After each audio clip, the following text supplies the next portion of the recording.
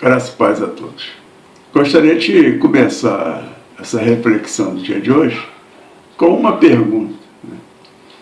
Existem apóstolos ainda nos dias de hoje? E o que você acha de pastores que se auto-intitulam apóstolos? Há pouco tempo eu fiquei sabendo de uma igreja aqui na nossa região que os membros ali, as ovelhas, a membresia, eles gostavam assim tanto do seu pastor que começaram a chamá-lo de apóstolo, a nominá-lo de apóstolo. E parece que ele gostou da ideia. Ele não repreendeu a sua congregação e aceitou isso. Então a gente se indaga, Ainda existe apóstolos nos dias de hoje, nos tempos modernos aí, Quais as condições que se existe para alguém ser considerado um apóstolo, mas um apóstolo genuíno? Primeiro a gente tem que entender que a palavra apóstolo quer dizer enviado, não é isso? Então, ser um apóstolo é ser alguém enviado. E enviado por quem? Enviado por Cristo,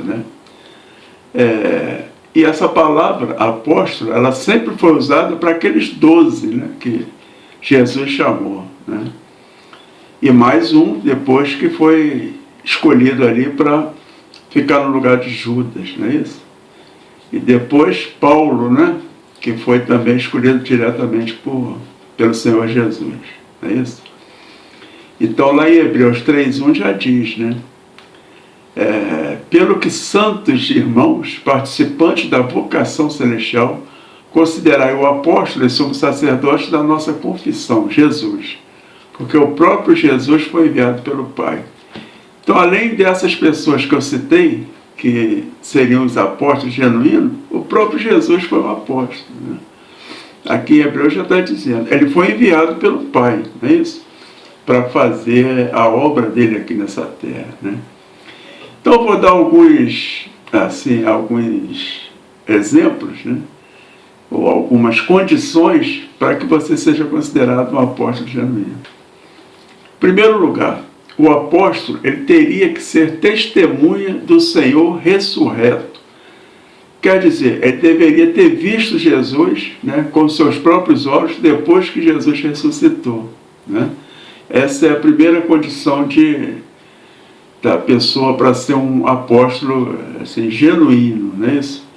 Os apóstolos estavam reunidos lá no cenáculo, estavam conversando ali de quem seria escolhido para substituir Judas, Isso está lá em Atos 1.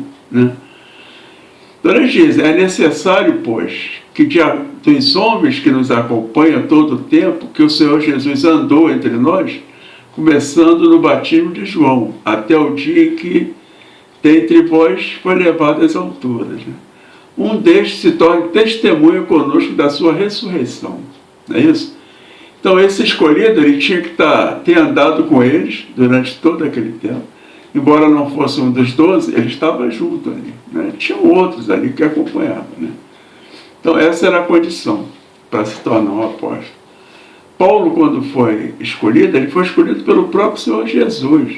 Esse Senhor Jesus escolheu Paulo.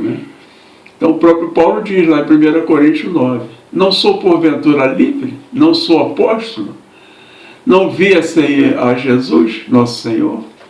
Então quer dizer, o próprio Paulo foi escolhido por Jesus. Mas em segundo lugar, o apóstolo tinha que ter um chamado especial da parte de Cristo, Ele tinha que ter sido chamado para exercer o ministério dele. E as escrituras elas são absolutamente claras em nos mostrar que os apóstolos, incluindo Paulo, foram chamados por Cristo. Está lá em Mateus, Gálatas. O próprio Cristo chamou os seus apóstolos, diretamente, não é isso? Em terceiro lugar, o apóstolo era alguém a quem foi dada essa autoridade para operar milagres, Isso fica bem claro em 2 Coríntios 12. No versículo 12 diz, pois as credenciais do meu apostolado foram manifestadas no meio de vós com toda a persistência, por sinais, prodígios e poderes miraculosos. Era como se ele dissesse, Como vocês podem questionar meu ofício de apóstolo, se as minhas credenciais foram apresentadas claramente entre vós? Sinais, milagres, prodígios maravilhosos, né? Nosso teatro que a gente vê aí nos dias de hoje, né? Foram milagres extraordinários, né? Que foram feitos ali. Essa era uma das credenciais, né? Para ser um apóstolo genuíno. Em quarto lugar, o apóstolo tinha que ter autoridade para ensinar e definir a doutrina, né? Firmando as pessoas na verdade, não é isso? Quem você hoje vê aí que firma doutrinas, né? Se firma assim um monte de experiências pessoais, a pessoa tem uma experiência pessoal com Deus, né? E quer colocar aquela sua experiência para que todas as pessoas sigam aquilo. Isso não é uma doutrina, né? Isso é uma maneira uma visão, uma maneira de ver as coisas. É isso.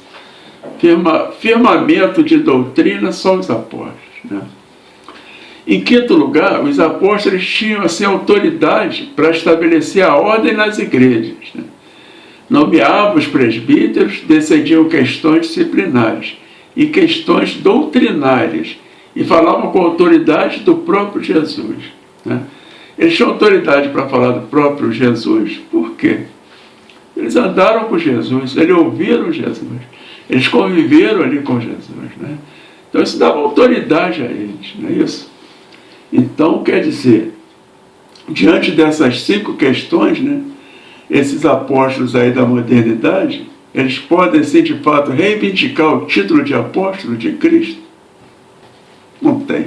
Assim, infelizmente, os apóstolos agora do nosso tempo, eles não possuem essa resposta a essas perguntas, a essas 5 indagações, né? Então a gente não vê nenhum apostolado legítimo nos dias de hoje, né? Isso ficou lá no passado, né? Com aqueles apóstolos lá, não é isso? Então, com a morte ali dos últimos apóstolos lá, acabou o apostolado, não é isso? Isso não tem assim a menor sombra de dúvida, né? Alguém que usa aí o título de apóstolo, né? Isso é uma apropriação indevida, né? Isso é um ministério para quem ele não foi chamado, não é isso? Quer dizer, não tem assim nenhum precedente, né? Para que confirme, né? Para que reforce ali essa posição dele de ser chamado de apóstolo, não é isso? Então que essa reflexão de hoje, né, sirva para que quando a gente ouvir determinadas prodígios, né, coisas que acontecem dentro do nosso meio aí, a gente tenha o discernimento para saber o que é verdade e o que é aquilo criado pelos homens, né? Amém? Fiquem todos com Deus.